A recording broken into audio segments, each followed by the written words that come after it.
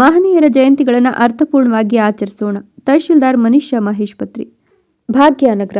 ಮಹನೀಯರ ಜಯಂತಿಗಳ ಆಚರಣೆ ಮುಂದಿನ ಪೀಳಿಗೆಗೆ ಮಾದರಿಯಾಗಬೇಕು ಮತ್ತು ಆಯಾ ಸಮುದಾಯದ ಮುಖಂಡರುಗಳ ಸಹಕಾರದಿಂದ ಸರಳವಾಗಿ ಮತ್ತು ಅರ್ಥಪೂರ್ಣವಾಗಿ ಆಚರಣೆ ಮಾಡಲಾಗುವುದು ಅಂತ ತಹಶೀಲ್ದಾರ್ ಮನೀಷಾ ಮಹೇಶ್ ಪತ್ರಿ ತಿಳಿಸಿದರು.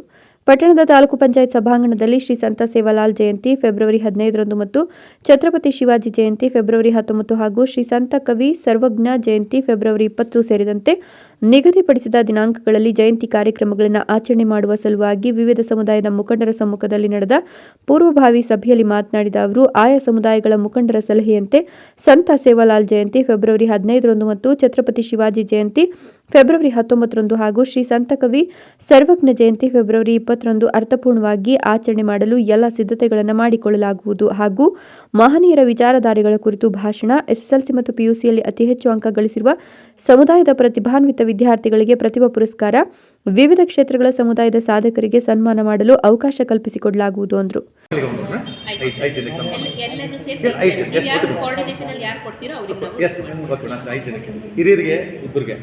ಮೂರು ಮಕ್ಕಳು ಕೊಡ್ತೀನಿ. ಐದು ಜನಕ್ಕೆ ಸನ್ಮಾನ ಮಾಡ್ಕೊಂಡು ನಾವು ಇದರಲ್ಲೇ ಹಿರಿಯರು ಬರ್ತಾರೆ, ನಮ್ಮ ವಿದ್ಯಾರ್ಥಿಗಳು SSLC PUC ಮಕ್ಕಳಿಗೆ ಓಕೆ ಅಷ್ಟೇ. ಮತ್ತೆ ನಮ್ಮದು ಇವತ್ತು ಸಾಧನ ಸಲಕರಣೆ ನಮ್ಮ ಕುಂಬಾರದ ಚಕ್ರ ವಿತರಣೆ ಮಾಡ್ತೀವಿ ನಾವು. ಅದು ಬಂದಿದೆ, ಅದು ಮಾಡ್ತೀವಿ ನಾವು. ಎಲ್ಲ ಪ್ರಪೋಸಲ್ ಕೊಟ್ಟಿದ್ದೀವಿ, ಬಂದಿದೆ ಎಲ್ಲ ಅವಲ್ಲಿ ವಿತರಣೆ, ಅದು ಕರೆಸಿ ಇಲ್ಲಿ ವಿತರಣೆ ಮಾಡ್ತೀವಿ. ಅದು ವಿತರಣೆ ಕಾರ್ಯಕ್ರಮ. ಕರೆಂಟ್ ವಿದ್ಯುತ್ ಚಾಲಿತ ಯಂತ್ರಕ್ಕೆ 25 40 ಮಂದಿಗೆ ಸದ್ಯಕ್ಕೆ ಅದು ಇದೆ ಮೇಡಮ್ ಕಾರ್ಯಕ್ರಮ. ಅದು ಹೇಳಿದ್ವಿ